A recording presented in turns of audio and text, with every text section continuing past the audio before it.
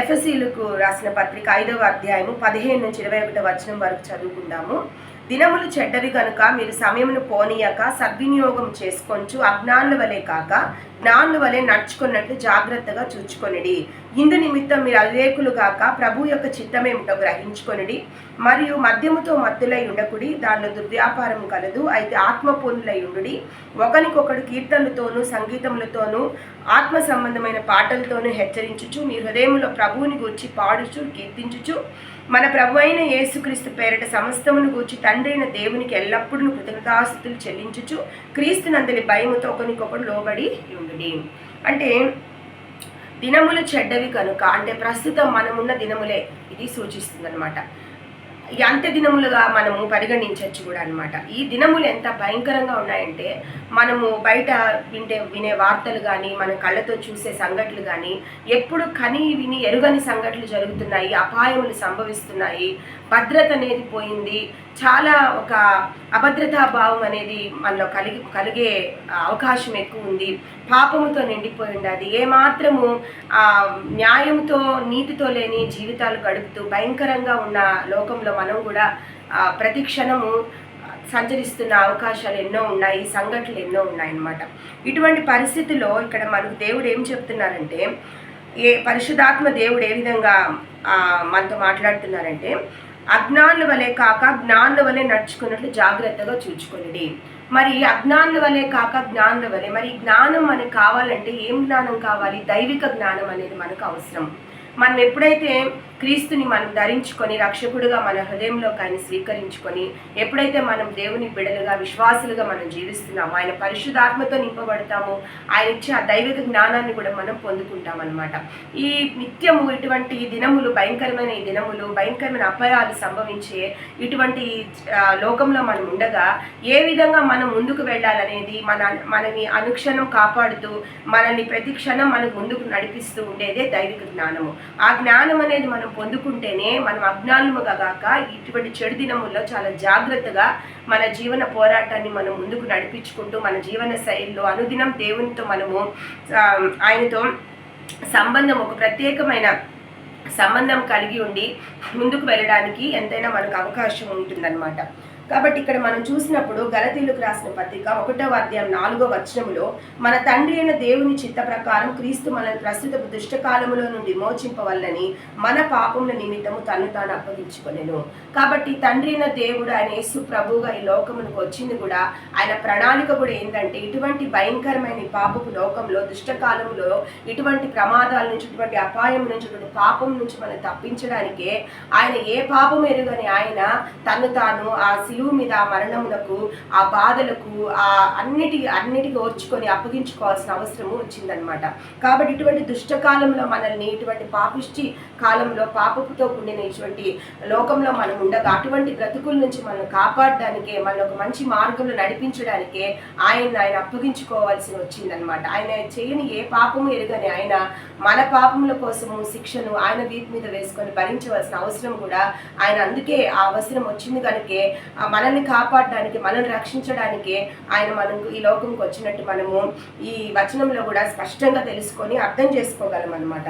2వ తిమోతి 3వ అధ్యాయం 1 నుంచి 5వ వచనం చూసినప్పుడు, అంత్య దినములలో అపాయకరమైన కాలములు వచ్చినని తెలుసుకొనుము. ఎలాగనక మనుషులు స్వార్థ ప్రియులు, అంటే ఏ మాత్రము ఇతరుల గురించి ఆలోచించరు అనమాట. ఎప్పుడు వాళ్ళ గురించే వాళ్ళు ఆలోచించుకునే విధంగా ఉంటారు. ధనాపేక్ష, భయంకరమైన కోరిక, ధనం కొరకు అనమాట. బింకములాడేవారు, బడాయిగా మాట్లాడేవాడు, బడాయి మాటలు మాట్లాడేవాళ్ళు, అహంకారులు, గర్విష్ఠులు అనమాట. దూషకులు, ఎప్పుడు ఒకరిని దూషిస్తూ ఉంటారు. తల్లిదండ్రులకు అవిధేయులు, తల్లిదండ్రులకు ఏమాత్రం లోబడిన వాళ్ళని వారు అనమాట. కృతజ్ఞత లేని వారు, ఏ విషయంలో కూడా కృతజ్ఞత కలిగి ఉండరు అనమాట. ఎవరైనా ఒకరు ఏదైనా సహాయం చేసినా వాళ్ళ పట్ల కృతజ్ఞతగా వాళ్ళు ఉండరు. దేవుని పట్ల కృతజ్ఞతగా ఉండరు. కృతజ్ఞత అనేది మర్చిపోతారనమాట. అపవిత్రులు, ఎప్పుడు అపవిత్రమైన కార్యాలు, అపవిత్రమైన పనుల్లోనే వాళ్ళు ఉంటారు. అనురాగ రహితులు అనమాట. ఏమాత్రం ప్రేమ లేనివారు, ఏమాత్రం తమ మనసులో ప్రేమ లేనివారు అనమాట. కఠినస్తులుగా ఉంటారు, అతి ద్వేషులు, అపవాదకులు, అంటే ఎప్పుడు పగ కలహంతో రగిలిపోతూ ఉంటారు. అపవాదకులు అలాగే ఎప్పుడు అపనిందలు ఎక్కువ ప్రచారం చేస్తుంటారు అనమాట. ఒకరి మీద లేనిపోని మాటలు అపనిందలు వేయడము, వాళ్ళు ఎట్టంటే అట్లా మాట్లాడటము. అజితేంద్రియులు, అంటే ఏమాత్రము వారిని వారు అదుపులో పెట్టుకోలేని స్థితిలో వాళ్ళు ఉంటారు, ఎప్పుడు కూడా అదుపులో పెట్టుకోలేని వాళ్ళు అనమాట. అలాగే క్రూరులు, సజ్జన ద్వేషులు, కక్ష, కుట్ర, క్రోధముతో, కక్షలతో, పగతో రగిలిపోతుంటారు, క్రూర స్వభావం కలిగి ఉంటారు. సజ్జన ద్వేషులు, మంచివారంటే ఏమాత్రం వాళ్ళకి ఇష్టం ఉండదు. అలాగే ద్రోహులు, ఎప్పుడు ఒకరికి ఏం కీడు చేస్తామా, ఏం ద్రోహం చేస్తామని సిద్ధంగా ఉంటారు. మూర్ఖులు, చెప్పింది వినరు, వాళ్ళ స్వభావంలోనే వాళ్ళు ఉంటారు, మూర్ఖంగా మాట్లాడతారు. గర్వాంధులు, అహంకారం, గర్వంతో రగిలిపోతుంటారు. దేవుని కంటే సుఖానుభవం ఎక్కువగా ప్రేమించేవారు, దేవుని కంటే వాళ్ళు ఈ లోకపు సుఖాలని ఎక్కువగా ప్రేమిస్తారనమాట. అంటే వాళ్ళు ఎప్పుడు శారీరక కార్యాల్లోనే ఉంటారు కానీ ఆత్మానుసారంగా వాళ్ళు ఎప్పుడు కూడా జీవించరనమాట. పైకి భక్తి గల వారి వలె ఉండి దాని శక్తిని ఆశ్రయించిన వారిన ఇందురిటి వారికి విముఖుడవై ఉండుము అంటున్నారు. అంటే పైకేమో భక్తి కనబడతారు కానీ ఆ దేవుని అందరి భక్తిగా పైకి కనబడతారు కానీ దాని యొక్క బల ప్రభావములను ఏమాత్రం వాడు స్వీకరించి దాన్ని నిరాకరించి తిరస్కరించే మార్గాల్లో వాళ్ళు నడుస్తూ ఉంటారనమాట. కాబట్టి ఇటువంటి స్వభావం కలిగిన వాళ్ళే మనకు అంత్య దినాల్లో, ఈ ఆఖరి దినాల్లో ఎక్కువగా ఇటువంటి మనుషుల మధ్య మనము సంచరిస్తున్నాం, ఇటువంటి వ్యక్తిత్వాల మధ్య మనం నిరంతరం ఉంటున్నాం అనమాట. కాబట్టి ఇటువంటి లోకంలో ఇటువంటి స్వభావం కలిగిన మనుషుల మధ్య మనం ఉన్నప్పుడు ఒక క్రీస్తుని నమ్ముకున్న వాడు, విశ్వాసులుగా ఉన్నవాడు, దేవుని వాక్యమును మనం అనుసరిస్తూ దేవుని యందు భయభక్తులుగా ఉండాలనుకున్న వాళ్ళము ఇటువంటి వారికి మనము విముఖులై ఉండాలని, అంటే వాటితో కలిసి మనము అటువంటి కార్యాల్లో పాల్గొకూడదు కానీ వాళ్ళని కూడా మనం మంచి మార్గంలో నడిపించే విధంగా మనం ఉండాలన్నమాట. క్రీస్తు ప్రేమను వాళ్ళకి అందిస్తూ, క్రీస్తు యొక్క ఆజ్ఞలను అందిస్తూ, మనం ఏదైతే దేవుని వల్ల క్రీస్తు వల్ల మనం తెలుసుకున్నామో, ఆయన ప్రేమను మనం ఎలా అనుభవించామో, ఆయన ద్వారా మనం ఎలా విడుదల విమోచన పొందామో, ఆయన ద్వారా మనకు రక్షణ అందుబాటులోకి మనకు వచ్చిందో, పాప విముక్తి ఏ విధంగా మనం పొందేమో, పాపం యొక్క శిక్ష నుంచి మనం దేవుడు ఎలా తప్పించాడో, ఇటువంటి విషయాలు మనం వాళ్ళతో పంచుకొని మంచి స్థితిలోకి వాళ్ళని తెచ్చేవాళ్ళుగా ఉండాలి కానీ, మంచి మార్గంలో వాళ్ళని తెచ్చేవాళ్ళుగా ఉండాలి కానీ, వారితో మనం చేయగలిపి వాళ్ళు ఏ విధంగా జీవిస్తున్నారో ఈ స్వభావాలు కలిగిన వారితో మనం చేతులు కలిపి వాళ్ళలాగా మనం అయిపోకూడదు. కానీ మనం జాగ్రత్తగా కూడా చాలా జాగ్రత్తగా ఉండాలన్నమాట. అందుకే అజ్ఞానుల వలె కాక అన్నాడు. అంటే ఇటువంటి స్వభావం కలిగిన వాళ్ళందరినీ అజ్ఞానులుగా మనం పరిగణించవచ్చు. కాబట్టి అటువంటి అజ్ఞానం మనం కలిగిన వారుగా కాకుండా దైవిక జ్ఞానముతో, దేవుని యొక్క నడుపుదలతో, పరిశుద్ధాత్మ నింపుదలతో మనం వీటిని విసర్జించి మనం జాగ్రత్తగా నడుచుకోవాల్సిన అవసరం ఉంది. వీలైతే అగ్నిలో నుండి లాగినట్టు ఇటువంటి వాళ్ళని కూడా మనము రక్షించి ఆ నరకానికి ఆహుతైపోకుండా, అగ్నిలో పాతాళములకు పోకుండా, శిక్షకు పాత్రలు కాకుండా తప్పించే విధంగా మనం ఉండాలి కానీ వాళ్ళలాంటి స్వభావాలు మనం కూడా నేర్చుకొని వాళ్ళలో ఒకరైపోయి మనము ఉండకూడదు. కాబట్టి ఇక్కడ ఏమంటారంటే ఇట్టి వారికి విముఖుడవై ఉండము, వారితో మనం ఏమాత్రము పొత్తు ఉండకూడదు. వారి నుంచి మనం ఎప్పుడు కూడా ఎలా ఉండాలంటే ప్రత్యేకంగా మన దేవుని చేతి ప్రత్యేకింపబడిన వారం కనుక వాటితో చేయి కలపకూడదు, వాటిలో మనం పాల్గొనకూడదని మనకి చెప్పబడింది. అలాగే కొలసీలకు రాసిన పత్రిక 4:5 చూసినప్పుడు సమయం పోనీయక సద్వినియోగం చేసుకొంచు సంఘమునకు వెలుపటి వారిలో జ్ఞానము కలిగి నడుచుకొనుడి. అంటే మనము దేవుని యందు విశ్వాసంతో ఉండి, క్రీస్తునందు విశ్వాసంతో, క్రీస్తు బిడ్డలుగా ఉన్నప్పుడు విశ్వాసులుగా ఉండగా మనము మన కార్యాలు, మన మాటలు, మన చర్యలు ఎలా ఉంటాయని మనం జాగ్రత్తగా చూసుకోవాలి. ఇవి ఏమన్నా అవిశ్వాసుల మీద అంటే అవిశ్వాసుల మీద అంటే దేవుని ఎరగని వారి మీద మనం ఏదన్నా మన మాటలు, కార్యాలు, చర్యలు సరిగా లేనందువలన వాళ్ళ మీద మనం ఏమన్నా ప్రభావితం చేస్తున్నామా, లేకపోతే వాళ్ళని ఆటంకపరిచే విధంగా ఉంటున్నాం అనేది మనం జాగ్రత్తగా చూసుకోవాలన్నమాట. మన మాటల్లో కానీ, మన చూపుల్లో కానీ, మన కార్యాల్లో కానీ ప్రతి విషయంలో వారి పట్ల మనము చాలా మర్యాదపూర్వకంగా ఉండాలి. తర్వాత దేవుని ఎరుగని వారితో మాట్లాడేటప్పుడు చాలా దయతో, ప్రేమతో మాట్లాడాలి. మరి మనం ఇతరులకు ఇచ్చే సందేశంలో కూడా క్రీస్తుని గురించి మనం సందేశం ఇచ్చేటప్పుడు కూడా ఆయన యొక్క కృపను, ఆయన యొక్క దయను, ఆయన యొక్క ప్రేమను ఎక్కువగా మన సందేశాల్లో మనము చూపించాలన్నమాట. క్రీస్తు యొక్క ప్రేమను మన సందేశాలు ఆ విధంగా ఉండాలి. మనకి ఎప్పుడు కూడా అవకాశం వచ్చినప్పుడు దేవుని ఎరగని వారికి దేవుని యొక్క ప్రేమను చెప్పడానికి మనకు అవకాశం వచ్చినప్పుడు అవకాశాన్ని మనం వదులుకోకుండా కూడా జాగ్రత్త పడాలి. మనం వదులుకొని ఆ అవకాశం వచ్చినప్పుడు మనం వదులుకున్నాం అనుకోండి, వారు నశించిపోయినప్పుడు ఆ దోష శిక్ష మన మీద పడే ఎక్కువ అవకాశాలు ఉన్నాయన్నమాట. అనమాట. కాబట్టి ఎప్పుడు అవకాశం వచ్చినా క్రీస్తు ప్రేమను చాటడానికి మనము సిద్ధంగా ఉండాలన్నమాట, ఆ ప్రేమను ఇతరులకు చాటడానికి. కాబట్టి మనం ప్రతి విషయంలో చాలా జాగ్రత్తగా ఉండాలి దేవుని గురించి ఇతరులకు చెప్పేటప్పుడు అనమాట. అలాగే ఎఫెసీయులకు రాసిన పత్రిక 4వ అధ్యాయము 17 నుంచి 24 వచనం చూస్తాం. 4వ అధ్యాయము 17 నుంచి 24. కాబట్టి అన్యజనులు నడుచుకున్నట్లు మీరు ఇక మీదట నడుచుకొనవలదని ప్రభువునందు సాక్ష్యం ఇచ్చున్నాను. వారైతే అంధకారమైన మనస్సు గలవారే తమ హృదయ కాఠిన్యం వల్ల తమలోనున్న అజ్ఞానం చేత దేవుని వల్ల కలుగు జీవములో నుండి వేరుపరచబడిన వారే తమ మనస్సును కలిగిన వ్యర్థత అనుసరించి నడుచుకుంటున్నారు. కాబట్టి క్రీస్తుని ఎరగని వారు, మరి లోకానుసారంగా ఉంటూ ఏమాత్రం క్రీస్తు గురించి ఏమీ తెలియని వారు, అటువంటి వారు ఎలా ఉంటారనంటే అజ్ఞానులుగా ఉంటారు. వాళ్ళ ఆత్మీయ నేత్రాలు కూడా గుడితనంలో ఉంటాయి కనుక మనము జాగ్రత్తగా ఉండాలి. మరి కలిగిన వ్యర్థత అనుసరించి నడుచుకున్నారు కాబట్టి వారి నుంచి మనము వేరుపడిన వారుగా ఉండాలన్నమాట. వారితో కలిసి మనం కూడా చెడిపోయే స్థితిలో మనం ఉండకూడదు. కానీ మరి దేవునిలో మనము విశ్వాసులుగా దేవుని నమ్మి ఆయన వాక్య ప్రకారం జీవిస్తున్నప్పుడు చాలా జాగ్రత్తగా మనం ఉండవలసిన అవసరం ఎంతైనా ఉన్నదనమాట. అదేవిధంగా మనం చూసినప్పుడు 19వ వచనములో వారు సిగ్గులేని వారై ఉండి నానా విధమైన అపవిత్రతను అత్యాశతో జరిగించటకు తమ్మును తామే కాముకత్వమునకు అప్పగించుకొనిరి. అయితే మీరు యేసును గురించి విని ఆయన ఎందరి సత్యం ఉన్నదన్నట్లుగా ఆయన ఎందు ఉపదేశింపబడిన వారైన ఎడల మీరు అలాగు క్రీస్తు నేర్చుకున్నవారు కావున మునుపటి ప్రవర్తన విషయంలోనైతే మోసకరమైన దురాశల వలన చెడిపో మీ ప్రాచీన స్వభావమును వదులుకొని మీ చిత్తవృత్తి యందు నూతన పరచబడిన వారే నీతి యథార్థమైన భక్తి గలవారే దేవుని పోలికగా సృష్టింపబడిన నవీన స్వభావం కొనవలెను. కాబట్టి ఇక్కడ మనకి ఏం చెప్పబడి ఉన్నదంటే మనం ఇంతకు ముందంటే రక్షింపబడకుండా లోకానుసారంగా మనము శారీరక క్రియల్లో ఎక్కువగా ఉంటూ, అంటే శారీరక క్రియలు అంటే లోకానుసారమైన ఆలోచన, లోకానుసారమైన తలంపులుగా ఉంటూ ఏమాత్రం ఆత్మానుసారమైన క్రియలు మనం లేకుండా మన ప్రాచీన స్వభావాన్ని మనం మళ్ళీ ఆ విధంగా ఉండకూడదు అనమాట. మన క్రీస్తుని ధరించుకొని రక్షణ పొంది ఒక ప్రత్యేకమైన జీవితంలోకి మనం వచ్చిన తర్వాత మనము ఆ ప్రాచీన స్వభావం ఇంకా వదిలివేసేయాలి. మరి అటువంటి స్వభావంలో ఇంకా మగ్గిపోతూ అజ్ఞానులుగా ఏమాత్రము దేవుని భయభక్తులు లేకుండా, దేవుని యందు భయం లేకుండా విచ్చలవిడి జీవితాన్ని ఎవరైతే గడుపుతూ లోకానుసారంగా ఉంటూ శరీరానుసారంగా ఉంటూ ఏమాత్రం ఆత్మానుసారంగా లేకుండా వ్యర్థమైన జీవితాన్ని గడుపుతూ, అంటే ఏమాత్రం ఒక దేవుని యందు భయభక్తులు లేకుండా లోకంలోని పాపము మలినంతో వాళ్ళు ఉంటూ అటువంటిగా ఉన్నప్పుడు వాళ్ళతో మనం చేయగలిపి వాళ్ళలాగా మనం ప్రవర్తించకూడదు. మనం చాలా జాగ్రత్తగా ఉండాలి. ప్రాచీన స్వభావం వదిలిపెట్టి నూతన స్వభావం మనం కలిగి ఉండాలని ఇక్కడ తెలియజేయబడినది.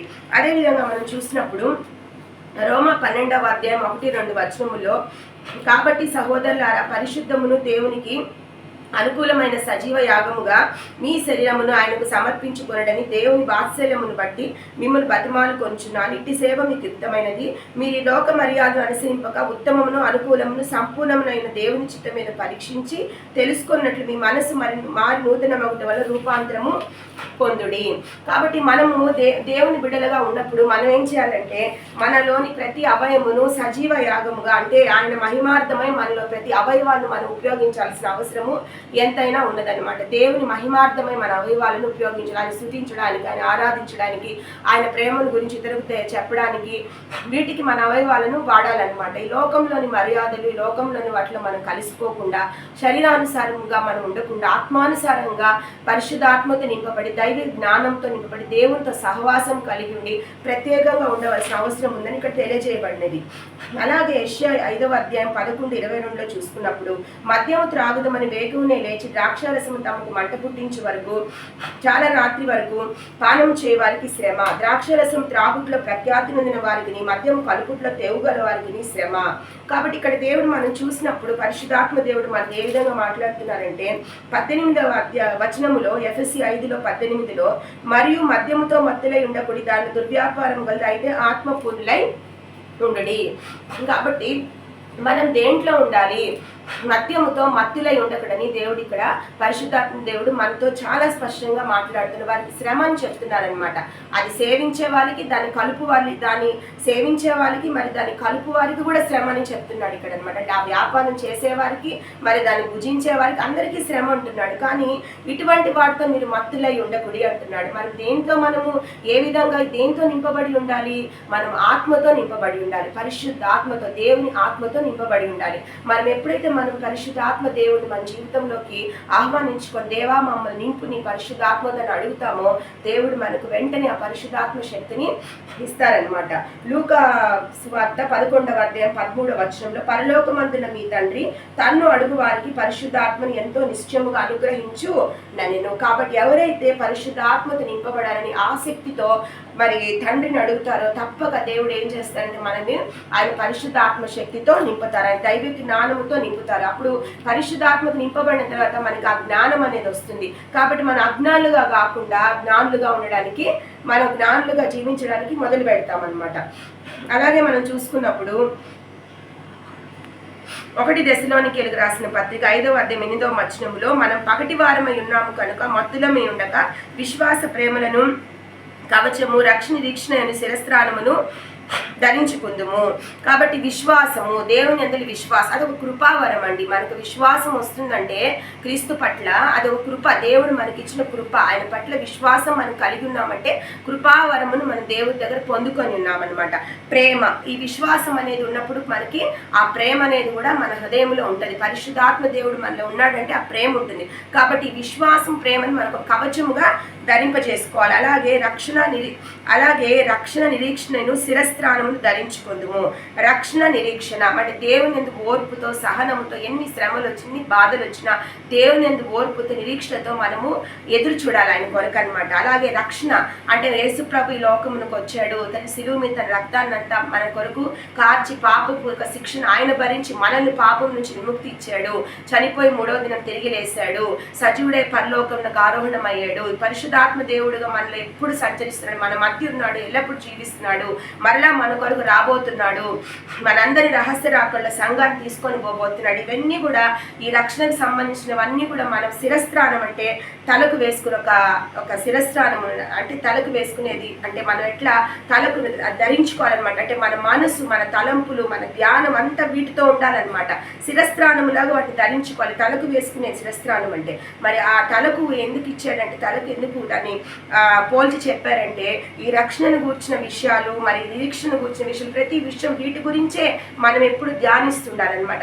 మన ధ్యానం అంతా వీటి మీద ఉండాలన్నమాట. యేసు ప్రభు మనకిచ్చిన రక్షణానందం మీద, ఆయన మీద నిరీక్షణతో మనం ఎదురు చూడటము, వీటి మీదే మన ధ్యానం ఉండాలన్నమాట. అలాగే 1 దశలోనికేయులకు రాసిన పత్రిక 5వ అధ్యాయం 16 నుంచి 18 ప్రతి విషయంలో కృతజ్ఞతాస్తుతులు చెల్లించుడి, ఇలాగు చేట యేసుక్రీస్తు విషయంలో దేవుని చిత్తము. కొలసీలకు రాసిన 2వ అధ్యాయం 6 నుంచి 7 కావున మీరు ప్రభువైన క్రీస్తు యేసును అంగీకరించిన విధముగా ఆయన ఎందుకు పేరుపారిన వారై ఇంటి వలె కట్టబడుచు మీరు నేర్చుకున్న ప్రకారముగా విశ్వాసం అందు స్థిరపరచబడుచు కృతజ్ఞతాస్తుతులు చెల్లించుటందు విస్తరించుచు ఆయన యందు నడుచుకొనుడి. కాబట్టి ప్రతి విషయంలో మనం ఎలా ఉండాలంటే కృతజ్ఞతలు చెల్లించాలి. ప్రతి విషయానికి దేవునికి స్తుతులు చెల్లించాలి. ఒక కష్టం వచ్చిన బాధ వచ్చినప్పుడు స్తుతులు చెల్లించాలి. సంతోష సమయాలు స్తుతులు చెల్లించాలి. కష్టం వచ్చిన దేవుని వదిలేయడము, సంతోషమైన దేవుని హత్తుకోవడం అలా కాకుండా ఎటువంటి పరిస్థితుల్లో కూడా ఆయన స్తుతించాలి. మరి ఇప్పుడు కష్టం వచ్చినా మన గతంలో దేవుడు చేసిన అద్భుతాలు ఎన్నో ఉంటాయి, ఆశ్చర్యకార్యాలు ఎన్నో ఉంటాయి. మరి అప్పుడు దేవుడు ఈ విధంగా ఎన్నో ఆశ్చర్యకార్యాలు చేశాడు కదా, ఎంతో అద్భుతాలు చేశాడు కదా, మమ్మల్ని ఎంతో కంటికి పాప కాపాడాడు కదా అని మనం తలపోసుకుని కృతజ్ఞతలు చెల్లించుకోవాలి. మరి ప్రస్తుతం ఉన్న ఆ శ్రమ బాధను తప్పించమని దేవునికి మొరపెట్టాలి. అంతేగాని ఉన్న శ్రమను బాధను గురించి దేవుని దగ్గర ఎప్పుడు మనము సందేహించి మాట్లాడటము, గొనగడం అలా చేయకుండా ఎప్పుడు దేవుని స్తుతిస్తూ ఉండాలన్నమాట. ఆయన కృతజ్ఞతలు చెల్లించాలి. మనము ఎఫెసీ 5వ అధ్యాయము అక్కడ మనము 19వ వచనం నుంచి 21 దాకా చూస్తే ఒకరికొకరు కీర్తనలతోనూ సంగీతముతోనూ ఆత్మ సంబంధమైన పాటలతోనూ హెచ్చరించుచు మీ హృదయంలో ప్రభువుని గురించి పాడుచు కీర్తించుచు. మనం ఒకరినొకరు కూడా విశ్వాసులుగా మనం ఎలా ఉండాలంటే ఒకరినొకరము ఎప్పుడు ఆదరించుకుంటూ ఉండాలి. ఎలా ఆదరించుకోవాలి? దేవుని వాక్యముతో, ఆయన యొక్క ప్రేమను గురించి మాట్లాడుకోవడము, ఆయన యొక్క అద్భుతాలు ఆశ్చర్యకార్యాల గురించి మాట్లాడుకోవడము, అలాగే మంచిగా పాటలు ఒకరినొకరు పాటలు పాడుకొని ఒకరినొకరు బలపరచుకోవడము ఆత్మీయ జ్ఞానాలతో, అలాగే సంగీతముతో, మరి మన హృదయముతో ఆయన ఎప్పుడు స్థుతిస్తూ ఒక ఇద్దరం విశ్వాసులు కలిసేమంటే 2-3 అక్కడ కూర్చున్నప్పుడు వేరే వేరే మాటలు లోకానుసారం మాట్లాడుకోకుండా దేవుడు మన పట్ల చేసిన అద్భుత కార్యాలు, ఆశ్చర్యకార్యాలు, ఆయన యొక్క గొప్పతనము అవన్నీ ఆయన తలపోసుకుంటూ మన ఒకరికొకరము చక్కగా పంచుకుంటూ స్థుతిస్తూ దేవుణ్ణి మరి చక్కగా అందరం చేరినప్పుడు పాటలు పాడటము, దేవుని స్థుతించడము, మన హృదయంలో నుంచి ఆయనకు హృదయంలో నుంచి ఆరాధించడము, మనము ఈ విధంగా ఒకరినొకరు హెచ్చరించుకుంటూ ఆఖరి దినాల్లో మనం ఉండాలని తెలియజేయబడింది. అలాగే ప్రతి విషయంలో దేవునికి మన కృతజ్ఞతలు చెల్లించుకుంటూ స్తుతులు చెల్లించుకుంటూ ఆయనకి ఎంతో మనము విశ్వాసంగా ఆయన ఎంత జీవించవలసిన అవసరం ఉందన్నమాట. కాబట్టి ఈ విధంగా మన ఈ ఆఖరి దినాల్లో మనము ఈ దినములు చెడ్డవి కనుక ఈ విషయాలన్నిటి మనము మన మనసులో పెట్టుకొని మన హృదయంలో పెట్టుకొని జాగ్రత్తగా ఉంటూ అజ్ఞానులుగా కాకుండా జ్ఞానులుగా దైవ జ్ఞానంతో నింపబడి పరిశుద్ధాత్మ శక్తితో నింపబడి మరి దేవుడు ఏవేవైతే వద్దన్నాడో వాటిని మళ్ళీ మళ్ళీ మనం చేయకుండా ప్రాచీన స్వభావంలోకి పోకుండా వాటిని వదిలిపెట్టి వాటిని అసహించుకొని అటువంటి పనులు చేసే వాళ్ళతో మన చేతులు గడపకుండా కలపకుండా అటువంటి సమాజంలోకి మనం వెళ్ళకుండా అటువంటి మనుషుల మధ్యలో మనం ఉండకుండా వేరుపారి మనం జీవించాలి. దేవుని కొరకు ప్రత్యేకంగా ఈ లోకంలో మనము జీవించాలన్నమాట. కాబట్టి ఆ దైవిక జ్ఞానము ఆ పరిశుద్ధాత్మ శక్తి కొరకు మనం దేవుని ప్రతిరోజు అడగవలసిన అవసరం ఉందన్నమాట. కాబట్టి ఎప్పుడైతే మనం అడుగుతామో అడిగిన వాడికి ధారాళంగా పరిశుద్ధాత్మని దేవుడు అనుగ్రహిస్తానని కూడా చెప్పి ఉన్నారు. కాబట్టి ఈ వాక్యం ద్వారా మనం తెలుసుకుంది ఏంటంటే దినములు చెడ్డవి కనుక చాలా జాగ్రత్తగా ఉండి అజ్ఞానులుగా కాకుండా జ్ఞానులుగా దైవిక జ్ఞానంతో పరిశుద్ధాత్మ శక్తితో నింపబడి చాలా జాగ్రత్తగా మనం ప్రత్యేకించుకొని దేవుని కొరకు లోకంలో జీవించవలసిన అవసరము ఎంతైనా ఉన్నది.